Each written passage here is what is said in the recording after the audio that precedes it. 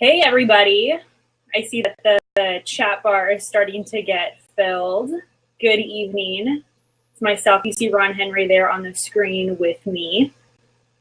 We're going to wait for a couple minutes for people to start jumping in. I see that there's already quite a few people that are getting full. And if you can hear us, type yes in the chat bar just so I can make sure that both of our microphones are working. Can you type yes in the chat bar?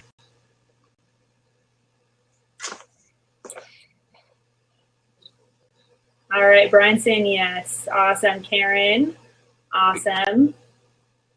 We got an international representative. That's good. Woohoo! Hey. So we are bi-coastal this evening. It is dark outside here. I'm in Washington, D.C., and my friend Ron Henry joining me is, thanks, Marilyn, is in beautiful Orange County, which he likes to remind me of what an incredible temperament his weather has in comparison to the swamp that I get to enjoy, but still a pretty city. Yeah, another day in paradise, 80 degrees, sunny, blue sky. Yeah. You know, someone's got to do it. So, you know, it's starting to feel like fall a little bit here. I mean, it went from about 85 degrees last week. Seriously, it was 85 degrees here.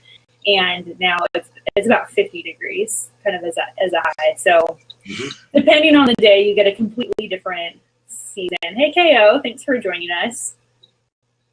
Appreciate you jumping on. And tell me where you guys are from as well. Like I said, Ron is in Orange County. I am in Washington, D.C. Make sure that you guys say where you are coming from as well. New York. Awesome. Whereabouts in New York are you at, Marilyn? See some awesome people jumping on. Got Rebecca. I hope that you're able to jump on and not just... This webinar is via only online at this time, but we'll probably have some options later for you to be able to call in as well, because I know sometimes some of you on the East Coast or someone on the West Coast may be commuting during our webinar. So this is the second webinar in our webinar series. If you joined us for our first one 2 weeks ago, it was about leaving a legacy and how leaders can really reach out to the next generation and equip and empower them to be able to really pick up that torch and keep running. And I am so excited to talk to you this evening with my incredible friend and personal mentor, Ron Henry, as we are going to be talking about the IT topic, which is mentoring. And as you'll see with both Ron and I, we are great friends. We like to banter quite a bit. We give each other a hard time a lot. It's a loving relationship, but by all means, this is a interactive conversation as well. So as you can see, the chat bar is going crazy. And so if you have questions throughout, please type them in the chat bar and I will make sure that we address them, because this isn't just going to be talking about mentoring and why mentoring is important. We really want to help you wherever you're at. So you could be a parent who's mentoring your child. You could be a professor who is mentoring. You could be the head of an organization, a CEO or an executive at some level, and you are looking to mentor the next generation. Or you could be really anybody in between. And so we want to make sure that the information and the strategies that we're developing for you are really pertinent and relevant to who you are. Marilyn already has a question. What's the difference between a mentor and a coach? Now, I can jump on this, but I want to throw it over to Ron before we get too far into this. And Ron, what would you say is the difference between a mentor and a coach? Well, yeah, that is a very confusing issue, because over the last probably, you know, if you look at terms over time, terms get marginalized, and everyone flips it out. Oh, he's my coach, he's my mentor, or he's this and that, and you start wondering what does it really mean? And so I think the essence, you know, is understanding what the functionality of the word is. And that's what I'm saying. You know, if you know a word becomes marginalized, there's 50 books written about the term. So there's all kinds of books written about coaching, all kinds about mentoring. So everyone's making a buck writing a book about it, but do they really know how to do it? But you know, to me, mentoring is advice and counsel when requested. A coaching is an ongoing walk with somebody through just their normal life. and it can be work life, personal life, or what it may be. But the mentoring is much more of a person who has wisdom to share to deal with specific issues, where coaching is more, it could be like, think about it in sports. They don't have mentors mentoring a team. They have coaches coaching and working the practice. Mentoring is someone where it might be a ball player who goes and asks Magic Johnson or somebody like that specific counsel on a particular element. He gives mentoring advice and counsel in that area. See why I brought him on, guys? Because of that. That was an incredible answer. And Ron and I are both tennis players. So we talk a lot about tennis, but many of you may not know that I actually coached tennis for about 5 years. And she's also a ranked player and very good, by the way. And but what I found was in coaching tennis is that the mentoring, like what Ron was talking about, those were, in the after game conversations. But the coaching component really came in when you were giving very specific advice. And what was interesting is, so I work a lot with Catholic University, as you guys know, and it's been a really cool experience. I remember 2 years ago, I went and was working with a team of MBA students from around the world, and we were asking them, how many do you have a mentor in your life? And about a third of them raised their hand, which is pretty standard. About 1/3 of Americans currently are in a one-on-one mentoring relationship. And then I turned around and I asked them later, I said, well, who are those mentors in your life? And overwhelmingly, all of them came back and said it was either a sports coach from college or from high school who they considered their mentor. So to Ron's point, you can have kind of a blurred line of what that looks like. But I think Marilyn has a great question, because especially in the corporate world, we're starting to see a lot more coaches. Coaching kind of the accepted term now, more towards mentoring, because as a millennial, and we'll talk more about this as we get into the presentation, as a millennial, we respond more, I think, to the word coach than mentor, because it seems more, more approachable, right, than a mentor who's like some Oz figure out there somewhere that I can't quite relate to. But I do want to, go ahead, Ron. Yeah, I just want to share that there's a third term in there I think needs to be taken into consideration, called advisor. I mean, I provide career advisory services. I'm not a career coach. Candidly, I help people reposition them through advice how to position themselves for the next career opportunity. But I really don't have a desire. My design is that I don't want to meet with you 1 hour a week and coach you on everything you need to do in life. So my thing is come in as an advisor. I mean, from my belief standpoint, I believe God is the real coach, but that's another whole story. But the idea of being an advisor. So once again, and the other thing I just want to throw in there too, is I was, in preparing for this and talking with you, Gabrielle, about it, the idea of mentoring, the majority of people that will mentor you over life don't realize they're mentoring you. And the degree of intentional people who you say, like Gabrielle and I have never said, well, Ron, you're my mentor, so let's talk once a month. No, but our interchange and our dialogue is an exchange. It's an exchange where she's giving me things and I'm giving her. And at some point I'll go into a little more detail on what I mean by that. But it's more of because I looked at my life, and my father was a mentor to me a lot about how to be a husband and how to be a father. But I never really said, "Whoa, Dad, you're my mentor." So there's people in life, and there's a gentleman who's probably the most significant person in my life who mentored me. And if I share with you people that thought knew he mentored them, it would be a who's who of people. But he just was there. He was there for me. So we have to be careful about this formalized relationship situation. I mean, that's something. And you have mentors different seasons of your life. That's another thing that's very important to understand. Yeah, that's such a good point. And we'll be talking a lot about that too, about what it means to be a mentor rather than just having a term, because you can have the title of being someone who's a mentor, but what does that actually mean? And I know that Ron really has a heart for that, and I'm really excited about it. So thank you, everybody, for joining us here for our Mentoring the Millennial Generation webinar. I'm Gabrielle Bosche, and I'm the president of the Millennial Solution. And so we get to provide content like this for leaders to learn how to connect with the next generation. I get really excited, as you'll soon find out, when I get to talk about generational reconciliation, bringing generations together, and really bridging that generational divide that too oftentimes really divides us and can break down communications in families, in communities, and in companies as well. And I've decided to bring on my great friend and mentor, Ron Henry. And Ron and I met a few years ago, and we've had a really incredible time getting to know each other and learning from one another. We'll talk more about reverse mentoring, what that looks like in the model, and what our relationship looks like, which is pretty cool. But Ron has over 30 years of experience helping over 2,000 people find their purpose, get connected to a career and a calling that they love.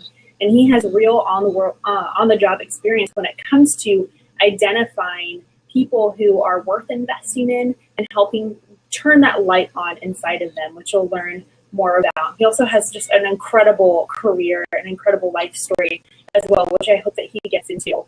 But as we jump in, again, everybody, as you join in, make sure that you say where you're from, and make sure that they can say, haven't said yes already, make sure that we can hear you. Joel says Ron is super. So we've already got some super fans of you on here. For that one. That's It's not paying me. How does this work?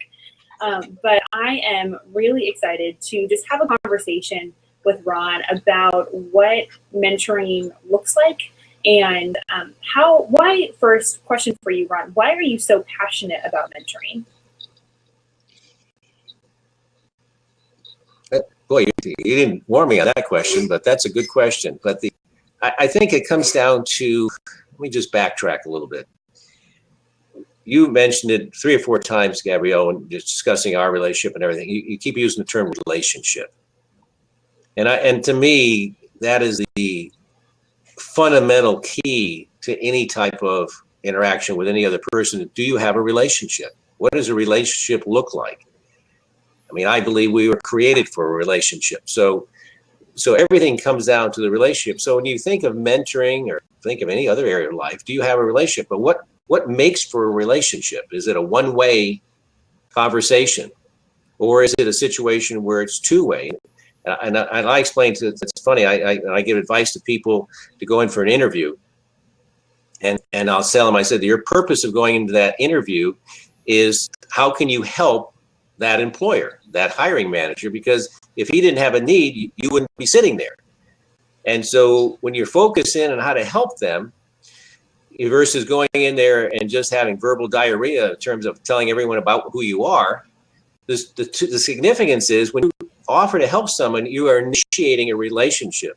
There's actually, and I don't know if it's done scientifically, but I think actually there's a sweet aroma that comes from you because you're caring about another person. When you're trying to sell yourself and focusing on yourself, you actually, I think symbolically smell. And that's when people say your chemistry doesn't work. Well, and some of these executives they struggle with it. And then I ask them if they're married. And then I say, well, on your first date with your wife, did you talk about yourself? And they go, oh, heck no, I didn't do that. I would never have another date. Well, then why would you do it in a relationship where it didn't work? The same context is true in mentoring. It's when I hear people say, oh, I'm looking for a mentor. Well, what do you have to offer? What are you offering there? Do you even care about the person, or is it only about serving you? And if you have that attitude, it's not going to work. You have to have an openness saying, I value that person. And also you have to have a desire to get to know the person.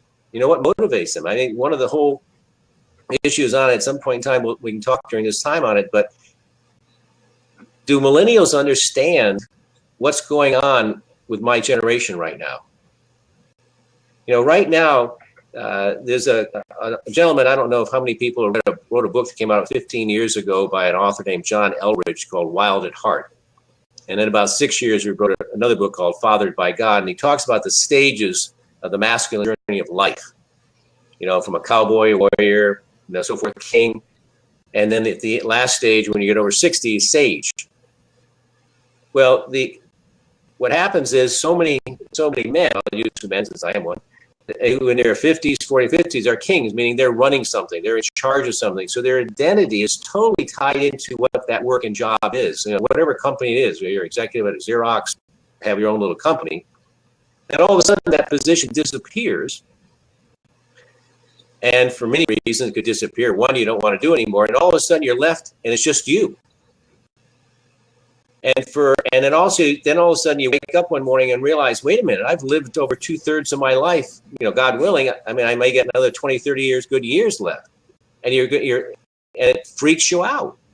But when a millennial reaches out and says, I value you and I value your experience, you're given repurpose for that generation. You're serving them just because you're open to having them help. And I think understanding that is really important. It's not like just because you're, hey, I'm older, I'm all scared. No, you have fears and concerns all your whole life, all the seasons of your life. But it's important. I mean, think about this even from an identity standpoint. You who are under the age of 30, what's your identity related to? Well, you'll probably talk about what school you went to, what your major was, what activity you may have been involved in, or some little business you started up. That's your evolving identity. And of course, you find out that a lot of that identity, as you get into your 30s, you've shaken it out a little bit and realize that's not really who I am. And if you don't figure it out by the time age 40, then you go through what they used to call a midlife crisis, where you climb the ladder of success because that's what the world told you to do, and you get to the top of the ladder and realize it's leaning against the wrong building. That's not who you are. That's so they're not called a midlife crisis anymore. What do they call it? They don't call it midlife crisis anymore. No, they don't. That's an older term, but I think the crisis hits earlier than age these days. So it hit me at age 32. Yeah, I call it the quarter life crisis because everybody in there, hit 25. They're like, who am I? What am I supposed to do with my life? Right. I mean, I did everything that you would think would be the right thing to do. And all of it, get my MBA, corporate leader, and then get into the entertainment business, ran record companies and, high flying around. Everything is wonderful and great. And all of a sudden at age 32, I found myself with nothing. And I just left an industry where they thought the MBA was the name of a rock and roll band I had in college. It wasn't a degree because that was the kind of business I was in. So, I mean, what was my identity? And what I didn't realize is I didn't know who I was. And boy, that's a time when you really could use a mentor, someone who would be a listener. Because really a mentor is more of a listener than a talker. And they listen because they care. And that's one of the screening processes is there are the people who say they, because it's the cliche thing. Oh, I'm going to be a mentor now. I mean, I met a gentleman the other week. He was a renowned cancer surgeon, age 62, who had just retired from his practice, and he was sharing a little bit that he was retiring because the politics and so forth. But the reality is, I asked him point blank, "You weren't having fun anymore." That's correct. I said, "So the time was, the season was over for you to be a cancer surgeon." Well, you can imagine that high pressure involvement. That's all he was. And I said, "What are you going to do? What are you going to do, Paul?" "Well, I don't know. I mean, he looks young. He's in good shape." He goes, "Well, I was part of a fraternity in college, and maybe I'll go back and try to help them." He had no plan, no idea. But can you imagine what wealth of knowledge and experience he had there? And it was just going to, and he was so busy being a doctor, he didn't even know how to play golf, so he couldn't do that. So. What kind of marketable skills do you have? Yeah. I think I'm going to jump in here. I think you made a really great point about how mentors are often really great listeners. And I think a really great tip for mentors is if you are going to provide your advice or your input is to ask for permission. And it sounds so simple and yet is so often disregarded when you're talking to someone, whether it's someone who's younger than you or even a peer who's talking to you. And those of you who are married, there's always that moment where, my husband says it to me when I'm talking to someone, he's like, "Okay, is this one of those moments that you just want me to listen or can I give you advice?" Right?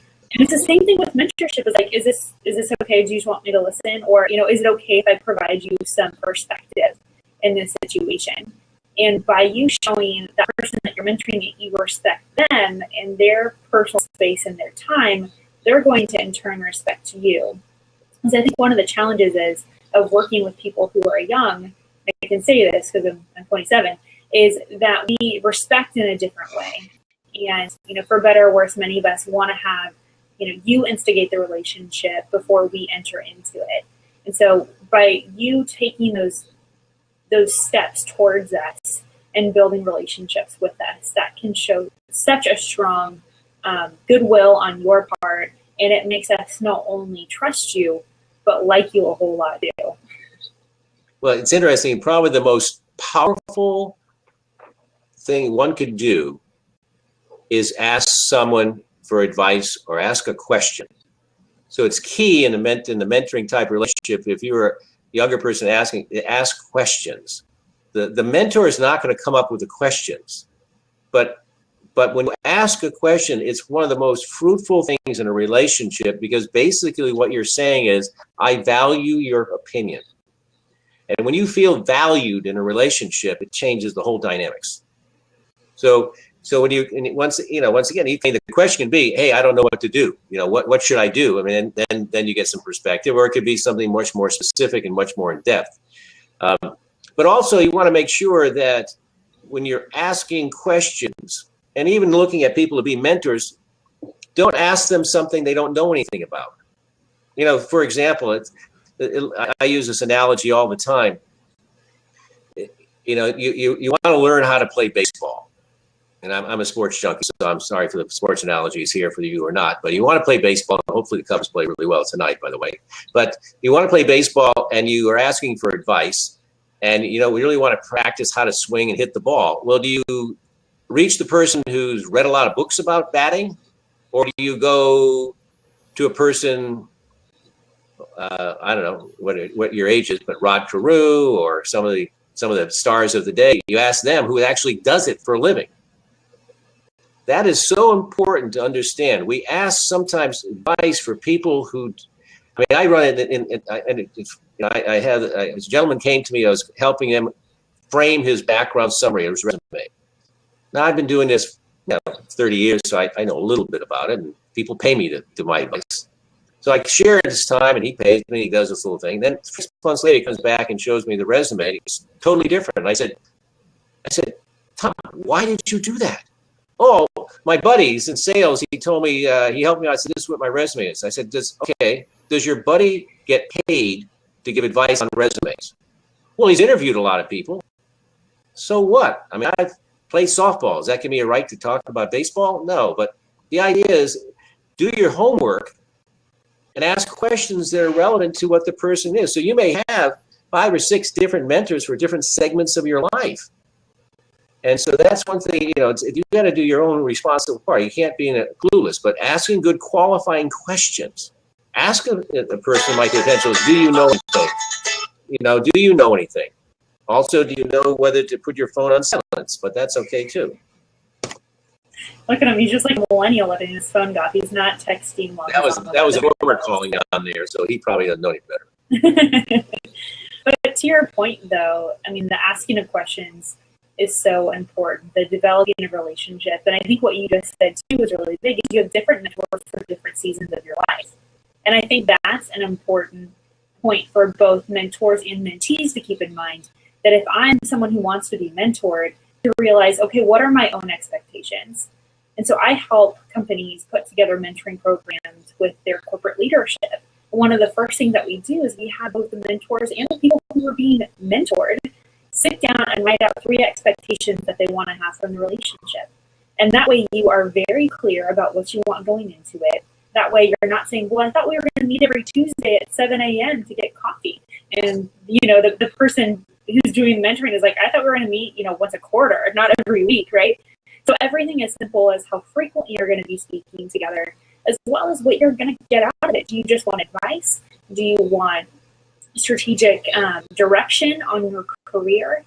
Or do you want someone who's going to open up doors and build relationships for you, more of a networking mentor? I mean, there's so many different ways that you can go out with mentorship. But what I've learned with mentors in my life is asking specific questions for them to do things. And unfortunately, many young people either are intimidated by asking kind of those very straightforward questions, or they don't even know what questions to ask. I don't know if this has ever happened to you, Ron, where someone you're mentoring is like, well, I don't really know what to do in this situation, or I don't know what to do next, or I don't know what job to apply for. And that's the last question they ask, and they don't ask any other questions? They just kind of look at you like, fix me. Well, you know, a lot of times the way I approach it is, you know, let's face it, I'm a very prototypical male. I'm a fix-it guy. You know, of course, that's my big challenge in marriage. I want to fix my wife all the time, and that doesn't work, obviously. But the key in mentoring, once again, finding a person who's a mentor who cares, who really is a good listener, and you know, in some ways, is not screwed up themselves. I mean, a lot of people. There's a lot of people in the later stages of life who have so chased the wrong way that they are just a mess. You know, and they think, well, I'm going to be a mentor, and of course, then they try to mentor like they raise their kids. I mean, how well is it to tell your young adult child what to do? I mean, how well do they respond to you? That doesn't work, does it? But so you want to find a person who's settled in, who has a right heart attitude, and really does care about you, cares about people. That is the, you know, anything. When I screen people for positions, I always want to find out where their heart is. What is their motive? Not to say is it a good or bad motive, but I want to find what their intentions are. So you go through that discovery process, but you ask the questions. But a good mentor is going to ask you questions back to try to get you on point to what is it you're really trying to say. They're going through a real discovery process, even though many times you could sit there and say, okay, this is what you need to do, Jack. You need to do this, this, this, and this. But if you, by asking the questions back to them, allows them to discover and take ownership to what the steps really are. Because my feeling is whatever you say becomes life. You know, so, you know, you hear the statement, well, I didn't mean that. No, you did mean that. And you just gave life to that comment you just made. So if a person says, yes, I wanted, you know, what I'm really saying to you, Ron, is that I'm really frustrated with this dynamic of the job. So it's not that you don't like the position you have. You like the work, but it's the environment it's in. Is that correct? Yes, that's correct. Well, what if that changed, what would that mean? And then you walk them through, and they just talk themselves through. I think sometimes the best therapy everyone can have is listen to themselves talk, but they have to be sometimes provoked and guided. And when people have, you know, in my season of life where we have scars and bruises and bumps, and it didn't work out perfectly like it was supposed to, but golly, I'm in a perfect place. So I want to jump to a question. Brian here in the chat bar is a really great question. He says, his experience is that millennials seem to question much of the past. Do you find that most mentors to millennials are open-minded enough to allow the younger generations to question the way things have been done, or are they more defensive? I haven't seen the empirical, but what I've observed is there's actually a third category. I would say that probably there's more so, a lot of them get defensive because they don't understand. They don't take the time to really hang out with a millennial and understand their heart. You know, and along that line, it's, you know, the comment made, oh, the millennials are such an entitlement generation. Well, I've gotten in a lot of trouble because I said, no, they're not the first generation for entitlement. It's the boomer generation who's the most entitlement mentality. It's like, well, I worked 40 years. I deserve this retirement. I deserve my Social Security. I deserve to play golf 5 days a week. I don't know. I don't know what book said proves that point, but this is their mentality. So they're recognizing the millennials to be entitlement rich because they're seeing themselves that way, because that's what they've been brought up, and it's been, you know, somewhat of a lie. Now they're having to come to face. So that's, once again, where are these people coming from? What is their motive for wanting to do it? And that's also, though, it can be an opportunity for the millennial to mentor them, to validate them as being something of value to them. So I think that's where the reverse mentoring can really happen. There's so much to learn from the millennial generation. I mean, I just, I just smile all the time when I hear the things that Gabrielle is doing. And we have, there's other mutual friends of ours, Tina, what she's doing. I mean, it's just blowing my socks off what they're doing today and how impacting the world in ways that I didn't even have clues until I was in my 50s on it. So, but you have, does that matter to you? So yeah, there are people who really get it, and those are great. But then there's this whole group out there who have no concept of what mentoring is. They've been so self-serving their whole life. And they're the ones you see on the golf course 5 days a week and feeling that's life. I have friends of mine that I went to college with who that's what they go, oh, that's what I want to do. And I'm looking at your good health, and that's all you want to do? I don't know. So I think there's a three. There's the ones definitely who have the right heart. Two, the ones who are very insecure about it, would like to do it, but they don't know how. And then the three who are just apathetic, don't even get it. That's a really great answer. And that's a brilliant question, Brian. I really appreciate you raising it. Brian's a brilliant guy, though. I know Brian, so he's a brilliant guy. Well, you're vouched for. But I think it's a good point. I think something to be brought up in is there's a lot of generational tension that comes with any relationship, but particularly with mentoring. And I tell the story in the new chapter of my book that's going to be re-released, 5 Millennial Myths, on how older generations can parent millennials. I tell the story of my mom, and my mom is a 15-year veteran of the restaurant business, very accomplished in business. And when I was starting my company a few years ago, I called her to get accounting advice. I was like, "Hey, Mom, what do I do? I know I need to keep track of all my receipts. What should I do?" And her advice was, well, just put it in like a folder, make sure you keep track of all your receipts, and put it in like a shoebox or something. And I laughed out loud when she told me this. Like, you got to be kidding. There's got to be an app for this, right? Because as a millennial, I think there's an app for everything, because there probably is. And we got off the phone, and it was her pushing against me, like, "No, Gabrielle, like, you need to listen to me." And I was like, "No, there's got to be a better way." And then as soon as we got off the phone, I picked up my phone, obviously, and I looked in the app store, and there's, about 18 different apps that do exactly that. And so I downloaded one and waited a few hours and called her back, and we were totally fine. But before we got off the phone, I told her, I said, "Hey, Mom, I downloaded an app that does exactly what you're talking about. I can take pictures of my receipts, and I can track my mileage, and it's really great. I can even take pictures of people's business cards, and it goes straight to my contacts." And she goes, "Oh, that's so cool." She goes, "What is it called?" I say, "It's called Shoeboxed." And she got a huge laugh at it. But what I appreciate about her was, although there was a tension of, hey, here's this challenge, we have very different ways of solving it just because of our own personal experience. But she was teachable at the end of the day. She was like, "Oh, that's really cool. I want to look into it." Right. So to your point, Brian, is there are those leaders that I think are still in process right now, that just because someone is a mentor and may not be fully okay with the person they're mentoring, questioning why things are the way that they are. I have to joke around that some of the worst things you can tell a millennial is "because I said so," right? When I think a lot of mentors who are parents really, really want to say that just because you're like, "God, just do what I say," right? But there's a learning process. But I think that's the power of stories. I mean, I just recently, I had a chance to reflect back, and this is a scary thought, because as I say, millennials, I mean, boomers don't know what they don't know. They don't know how much they know. They don't know really how much they have to offer. And I reflected back that, because I saw a documentary about a particular recording artist, because I was in the music industry running record companies for a while, and saw this recording artist in a documentary. He was really well known, and I was there at the beginning, and it was like I was 28 years old, general manager of a record company, and I'll drop the name. We signed Tom Petty, so if you know Tom Petty,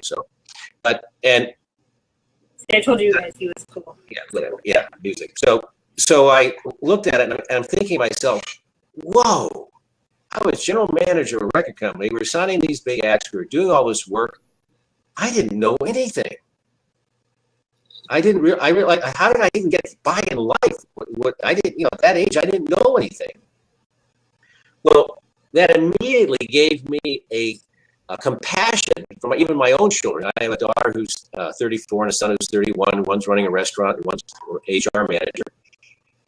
But, they're doing extremely well. But am I giving them their kudos and giving their space to realize they don't have enough years of life to gain what I have? Now, they hopefully have years of life to live to utilize what they have, what can be done these days. But, a lot of times living in the present is really critical, but knowing your past helps you understand where you are in your present. And this issue of what I mean, I'll say things and people go, "Wow, that's really profound." I'm going, "It is? What's so profound about it? It's quite obvious to me." Well, sure, I've been doing it 30 more years than you, so hopefully I'll know a few more things. Ron, what would you say with your own experience are some of the biggest challenges that people who want to mentor millennials are facing right now? Well, there's a few things. I think there's a large portion, I mean, there's a core that really wants to make a difference in millennial life. But then I think there's other people who think that's a good thing to do, so why not do it? But their heart's not really in it for the right reasons. Other people are doing it to give themselves some type of an identity that I'm doing something important, so it's self-focused, not really serving somebody else. Yeah, I don't know, those are some of the ones that come off the top of my head. But I keep coming back to this. It's like I'm sure it's like a boomerang here, but it keeps coming down to the attitude of the heart. I had an opportunity. I'm part of the Biola MBA mentoring program, and I've been part of it for 5 years. And they finally gave me a student. I don't know why they took so long, but that's all right. And this young man didn't want to be mentored. He wasn't, I said, oh, let's get mentored. Okay, let's talk. And he missed the phone call, missed the meetings. And this came up with all kinds of excuses, apologizing and so forth. And I just said, finally, you're not ready for this. You're not being respectful of my time and who I'm all about. So it's great that the school requires you as an MBA student to have a mentor, but you don't really want one. So what happened? That's crazy. Well, he's off doing his own thing, I guess. We set up 3 appointments that he blew off. And then I invited him to certain functions that would have been great to give him more exposure to what he was doing. So that's the other nice thing of a mentor. If you have a mentor that's in close proximity, it's involved in your community or things you're involved with, they can open doors. And, they can offer to, they're going and doing some kind of function to have you come along. I'm in a lot of organizations that give large exposure to really what other people are doing. They may not know. It's this, right now the millennial generation has these huge incubator communities evolving. There's one in Bend, Oregon I just visited. There's one in Santa Monica. There's one in Costa Mesa here in Orange County. There's one down in San Diego. They're all over. And these incubator communities, they're communities. And what is it? Was it WeWork? Is that the? Mm-hmm. We've got a few of them here in DC too. They're cool. It's just exploding now for people. So the community component is there, but do these community components have people around them that can provide mentoring and wise counsel? But the beauty of it is now there's even the community concept is even evolving now for people at different levels. And there's now community things going on for people who are senior technology people, because the specialization so agreed. So, as I say, you can get mentored from a community too. It doesn't have to be an individual. I think you made a really interesting point with your story about that young man who was assigned to you as someone you were going to mentor. And I see it over and over again in structured mentoring programs that are developed with great intentions of being able to match people who've been in a company, for example, with people who have been in an organization that just got hired, is a really cool way to be able to retain millennials. In fact, developing a mentoring program is one of the top ways that you can retain your young and brilliant talent, because you're investing in them. And as young people, we want to know that the people that we work with care for us. It's not just an exchange of money, it's an exchange of relationship, which is what Ron's talking about. But just because you have a program doesn't mean that it's necessarily being followed. And I see that as well. Again, I work with Catholic University, and I have someone that I mentor over at Catholic, and we're meeting tomorrow. But it's been really a cool experience for us to work with the leadership there, because they've experienced much of that same challenges. You have a program that's required for you to find a mentor. And one of the biggest challenges that they actually found from their students is that young people were intimidated reaching out to these top executives to set up meetings. Even though they had their emails, they had their cell phone numbers, they had a good excuse to contact them. They weren't exactly being cold called, they were being set up. But for whatever reason, I have seen that on my generation side, that there's an intimidation factor. And so what would you say, Ron? I mean, it sounds like you kind of had to continue to move on. It's the old saying, you can lead a horse to water, but you can't make them drink, right? But what kind of advice or what kind of training would you say for an organization that's dealing with that they have a required mentoring program, but it's just not working very well? Well, I don't think the key thing, and this helps even if you're reaching out to an executive, whatever. See, if your motive is to find a mentor for yourself because you want their advice, you're going to have anxiety and trepidation reaching out to somebody because you're going to fear rejection. You're not going to engage.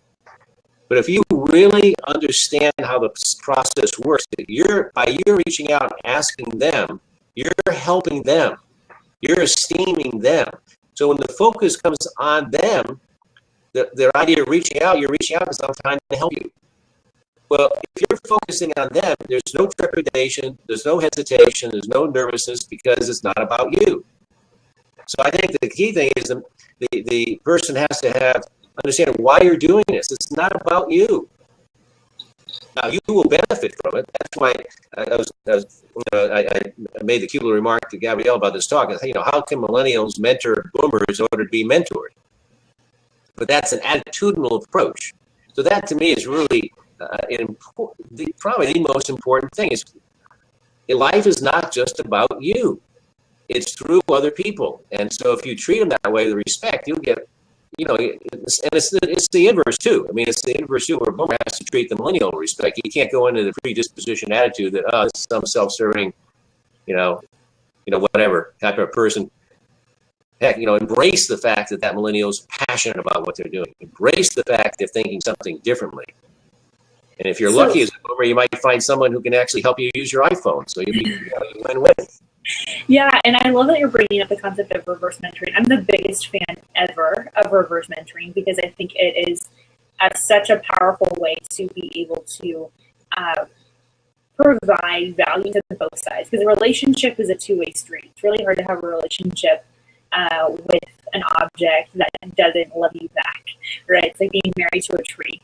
So if you're going to have a mentoring relationship, it means having a relationship a two-way street. And reverse mentoring is really that way to be able to do that. And Ron's been talking a lot about it. Is reverse mentoring is simply just saying, you are different than me and I can learn something from you.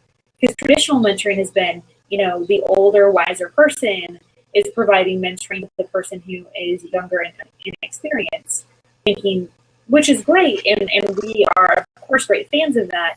But we're never looking at the people who are younger and say, oh, well, you may have less quote unquote experience, but you have a different kind of experience. And you have a different worldview and a different viewpoint of how you see things. And I think I can learn something from that.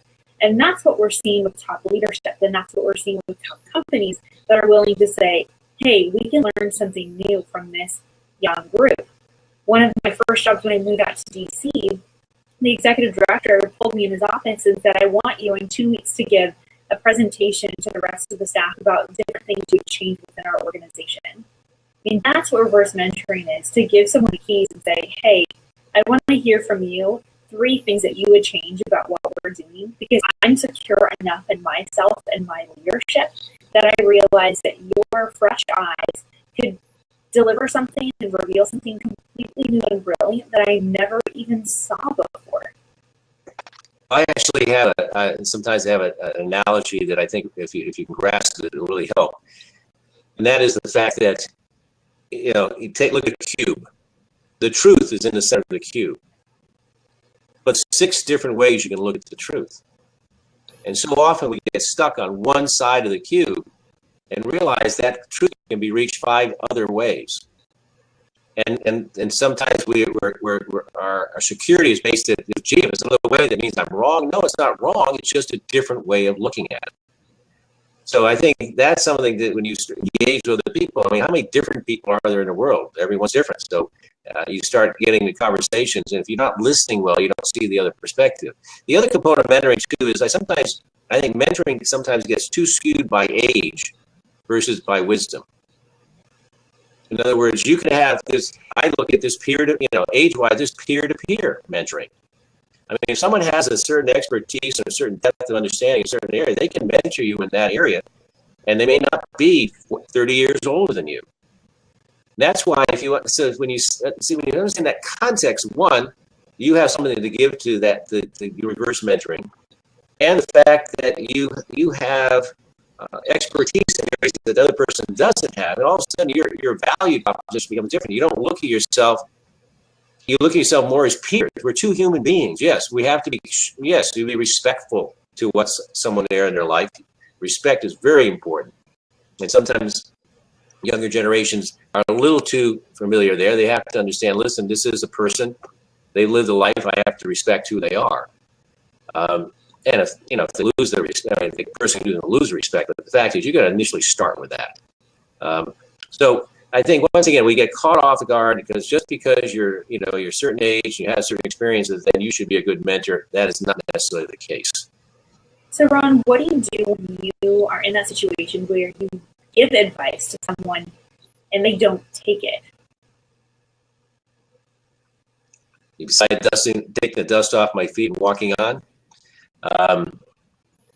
I usually, if someone is there, I try to identify what the issue is, because it could be a situation where they're going through a personal thing in their life, and so it has nothing to do with me, why they're not responding. To make a quick judgment, then I'm just, what I'm doing is not listening to my own advice. It's all about me. You can't do it. Some people have a hard time telling you that they're struggling. They're having trouble in their marriage, or they're having trouble financially, or whatever. They're embarrassed by it, and so what they'll do is sort of push you off. And so I think that's where you got to take a step back and go, give them the opportunity. So I always will. Not always, but I try to do my best to follow up with them and say, is there anything going on in your life that I can help you with, or whatever? I'm here when you need me. Excuse me, but I think it comes to a point where they have to then reach out. I mean, I can't force the issue, but I want to make sure that they know I'm available. I'm not ticked off at them or whatever. Because when people start taking that pattern, they start feeling shame. It'll be more difficult to reach out because they're embarrassed. Their pride gets in the way, and all those kind of little things that really hurt good relationships. So a mentor has to use the life experiences and know that, hey, it takes a little bit more than that. I mean, I know for a fact that I've said things to my children 50 times and they still haven't done it, and they probably never will. But they always say, "Dad, you've told me this before." I said, "I know, but you love them and care for them, so just go for it." Yeah, and sometimes that advice is best given by someone else. One of my favorite scenes from Father of the Bride from 20 years ago is, as soon as the daughter's walking outside, he's like, "Oh, get a sweater." She's like, "I don't need a sweater." And then her fiance like, "It is cold." She's like, "Okay, I'll grab a jacket." Right? Sometimes the people closest to you are the hardest to give advice. And so that's where mentoring can really come in, is if you are, mentoring someone who isn't your child, you really have an opportunity to give that perspective that will most likely be affirming what their parents are saying, and really provide kind of that extra push and kind of that affirmation that what they're doing is right. Yeah, but there's another key point along the same idea with this line of thinking we're talking about right now, and that is, you may have a revelation of understanding what a situation may be in the person you're communicating with, but that doesn't necessarily mean you communicated at that point. The timing may not be right. They might not be emotionally prepared to receive what that is you have. In my work, because the kind of work I do with the people business, my discernment gifts, I see potential in people. I see what they can be. It's just who I am. So a lot of times I have to be very careful, because I'll speak to that potential, which freaks out the person because they're not there yet. So I have to sort of pull back, and so a lot of it has to do with also knowing yourself. That's your own identity. How am I wired? I mean, if you take a person who's a very strategically minded person, all right, who's out of the box thinker, creative, like Gabrielle, and you put her with a person who's tactically, in the world today, 20% of the people are strategic, 80% are tactical. The strategic person addresses a tactical person and asks the tactical person to do a strategic plan. The tactical person will look at him with a blank stare, because they don't have a strategic bone in their body. They just said, "Give me the plan, I'll execute it and make it work and build it." They're not out of the box thinkers. So that's another thing of understanding who you're speaking with, what's their background. So if you're talking to a person in the business standpoint, I'm going to try to turn the light on here. Maybe that helps a little bit. I'm fading and it's getting nighttime here. But if you're talking to a business gentleman or woman, and are they one who, if they start up a new company, or they just take over and maintain an existing company? Well, understanding the perspective they're coming from will filter the information they're giving to you.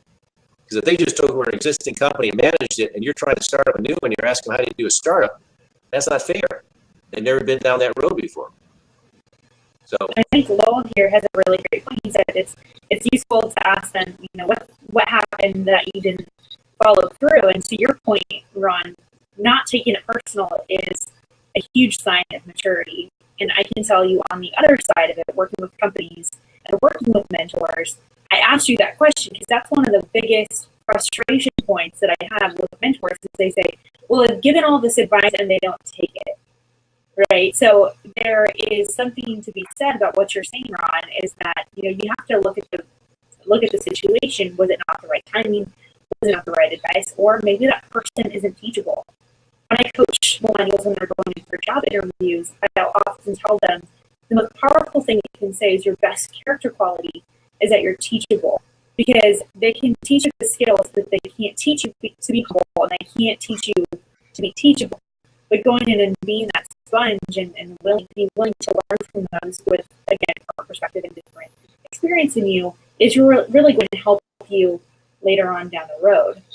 Now, I can say on working with millennials, particularly millennial entrepreneurs, because you brought up that startup, I speak at universities across the country. And one of the biggest challenges the next generation of business owners has is that they don't have a mentor. And so I'll ask them, okay, so have you tried looking for one? Where have you gone? And then I'll work with many leaders and they say, well, yeah, I'd love to mentor someone, but I just don't know where to find them. So Ron, if you are someone on both sides of those equations, where do you find a mentor today? Well, you mentioned university level. I don't think there's a university out there today that's not saying, gee, we want to, because I'm connected with so many business owners. We need mentors for our program. We need mentors for our program. The number one issue on both sides, both the mentoree and the mentor and the people coordinating the program, is they don't know who they are. They don't know how to properly match and screen people. Just because you run a business doesn't mean you're going to be a good mentor. Just because you're young and you think you have a business idea and you say, you're thinking, I just want someone to tell me how to be successful so I can make a lot of money. Well, that's not necessarily the grounds for a good relationship. An area that I think an area that's been very extremely overlooked at the university level, both in undergraduate and graduate program, is the internships and internship programs, which most of those schools now require as a requirement for your graduation to have an internship. I had the opportunity a number of years ago to prepare a curriculum to work with one university that complemented their internship program and helping them knowing how to leverage the internship program into more of a mentoring relationship and also career direction from that experience versus, someone, because so many young people, because someone has to do their maturity and someone has to do lack of training and direction, they're just checking the box. Okay, I got my internship. Whereas the internship is the most valuable experience a college student or grad student can have to the next level. You're going to build a relationship. Now, there are some companies out there that grasp that, and they hire kids in summer programs and treat them up. I mean, Ernst & Young and some of the big accounting firms do a wonderful job in that area. Big corporations, Target, do that kind of work. So I think it's once again, it's like the academia world has not set the criteria and screening process. I have a concept is that in life, it's not about finding something. It's learning how to position yourself to receive it. And that if you're positioned, for example, people go, oh, if I had money, I could make this business happen. Money is never a problem if you have a good strategic plan, because people are willing to invest all the time. So are you positioned well by having a meaningful strategic plan with a revenue model that when someone invests in it, they're going to get a return? But a lot of people think money is the answer. Money is the easiest thing to get. But are you positioned well? Same thing true is, if you're looking to have a mentor, are you positioned to receive what a mentor can provide? Do you even know what that means? If you think you want to be a mentor, do you know what's required to be a mentor? Is this something you really feel called to do? Or are you doing it once again because that's a good thing to do? I'll help this charity because it's a good thing to have on my resume. Okay, I'm a mentor. I sometimes hesitate and don't even like to be referred to as a mentor. I just soon be a friend who's available, because the label sort of puts pressure on me that I'm supposed to be profound about it, and I'm just a guy trying to help people along the way that God brings into my life. So. Yeah, but it just happens to work out that most of what he says is profound, as many of you are even talking about over on the chat bar, though. But I think you made a really good point that there are different, and when we first opened up this conversation, that there are different types of mentors as well. So rather than just saying, you're going to be my mentor for life, you could get mentored by a group, by a community. And I remember as I was starting my own company, being a young woman who was entering into the business world, I was kind of fumbling around trying to find that mentor. And I remember talking to my husband, like, man, if I just had a mentor, right? I was that person who was like, man, if I just had someone, and being the millennial that I am, a mentor for me when I started asking questions of what does that mean? It was someone who I could go to for advice. It was someone who could, bounce ideas around with me, someone who would provide strategic wisdom and vision.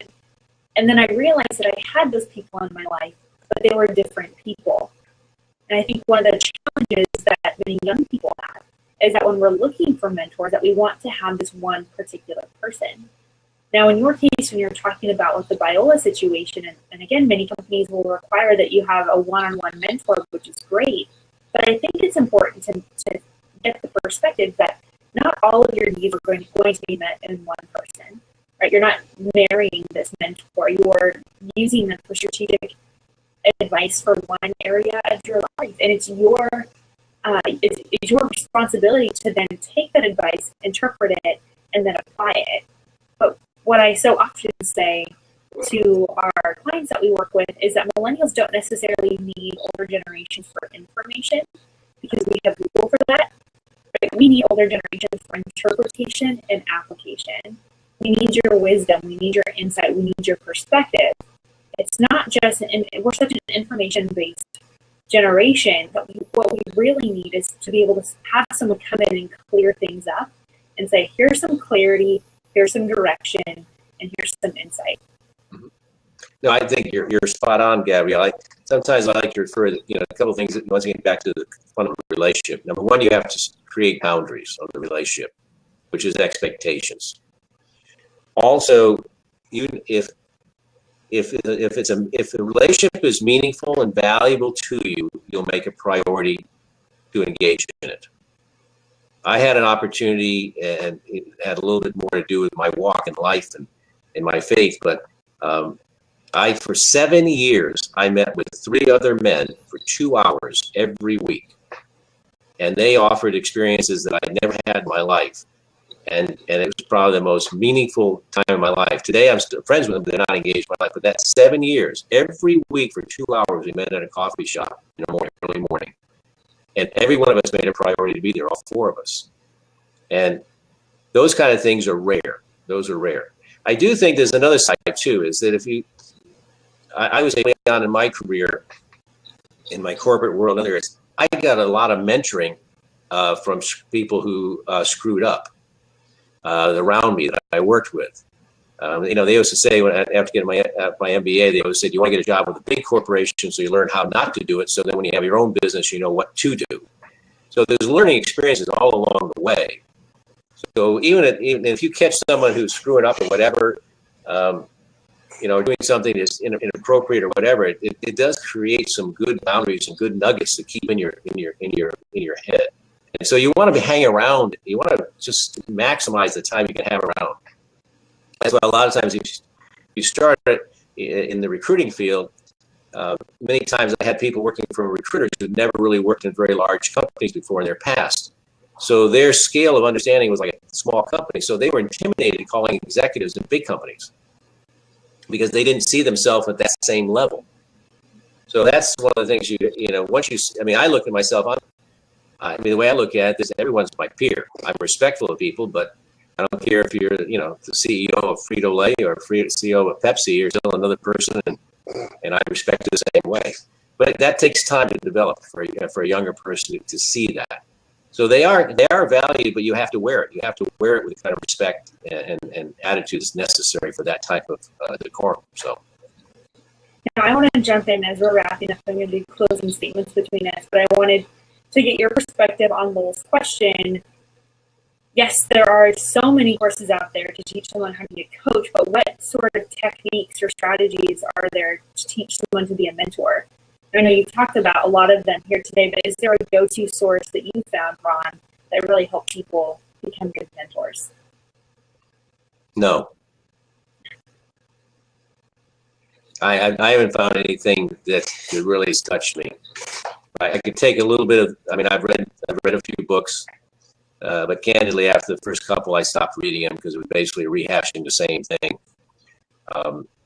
I don't think there's a training, necessarily a training class for mentors. I think there's I think if you really gets focusing on relationships and respecting the other person, caring about the other person, will get you further than anything else. The rest you'll be led to work out. If you're looking for a coach, that's a different thing. A coach, yeah, there are some good training programs on how to do coaching. There's a lot of your top executives today have coaches, help them, on different levels of their business. That's different than mentoring. Mentoring is like, is there a book how to be a father? Well, there is one book about being a father, but it's written a long time ago. And but the idea is that everyone writes about it, but it's their own story, their own experience. So it's mentoring is a ongoing living relationship that's unique to each people involved. So great point. I see Shira. Thank you so much for joining us, Shira. I'm a huge fan of Shira's work. As well. She's very much in our space, but she suggested the Mentoring Advantage book, which I haven't read either. But we are working right now on developing a white paper for how leaders can mentor millennials specifically. And I know. I think it's good. I think it's a need out there. I think but once again, you create the structure within which you then operate in. So there's certain do's and don'ts you want to make sure people are very clear with in the process. I think those have to be elaborated to all generations. I think it's, as I say, I think mentoring is very much misunderstood, and it's a good word of thinking, okay, so yeah, well, I wish I got someone to mentor my kid. Boy, they're all screwed up. Well, I mean, what do you mean? Fix them, Ron. I know it was someone said, a friend of mine asked about their question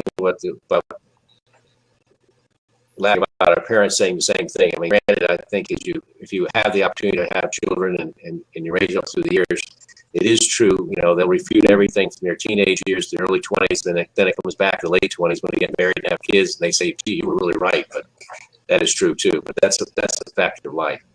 But really be a student of whatever you're involved in. If you're in the business world, become a student of it. Know the industry you're in. Know the space you're in. And therefore, when you look to have mentors, the level of mentoring you receive will be equivalent to what you're able to receive. Let me repeat that again. If you will get a level of association of mentoring to the capacity that you're able to receive it and comprehend it.